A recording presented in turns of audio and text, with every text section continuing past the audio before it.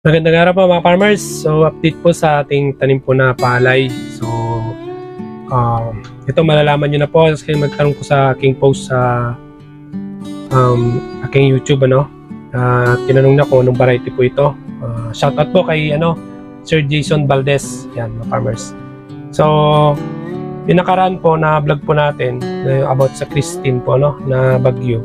So munduman po sa Isabela ang bagyo po na Christine, pero sa amin sa Isabela, sa part po ng Santiago, doon sa tanim po natin doon, hindi po masyadong nasalanta, So pasalamat tayo sa Diyos kasi nga hindi na masyadong nasalanta po yun, And to update yung mga farmers, maganda po yung palay po natin sa ngayon. Pero po sa susunod po na bagyo na si Leo, kasi may parating po na bagyo mga farmers. So itong tanim po natin na to malapit po sa highway. So yan, ito po ang sukat po nito, I think sa 1 hectare. And natabunan kasi yung iba kasi hindi po natin lupa ito mga farmers, tayo lang po nagbukid. And ang variety po nito, sa nagtanong po kung sa akin po yun, nasagot ko na po yung variety po nito mga farmers ay 322 na variety.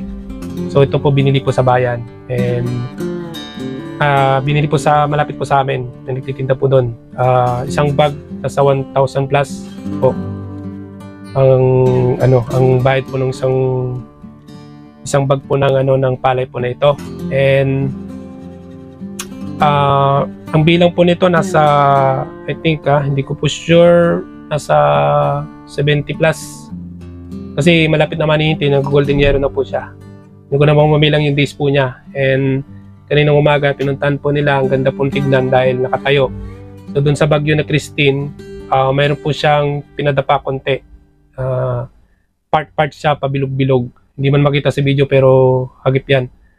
And yung kagandaman na ito, okay siya kasi ripe ang ginawa, lipat tanim. So yung paglaki po ng palay, medyo po siya, matibay. And nalaga po to sa abono, sa tsaka patubig. So irrigated po ito mga farmers. Yung binablog ko po noon, hindi po irrigated mga farmers, So yan po lang po, in-update ko lang po kayo sa ating tanim po na palay. So yan, ang sukat nasa 1 hectare and 322 variety, and lipat din naman ginawa. And ano pa ba, ma-observe nyo lang po, makita nyo po sa kanyang buto ay maganda po, medyo bilog-bilog po siya.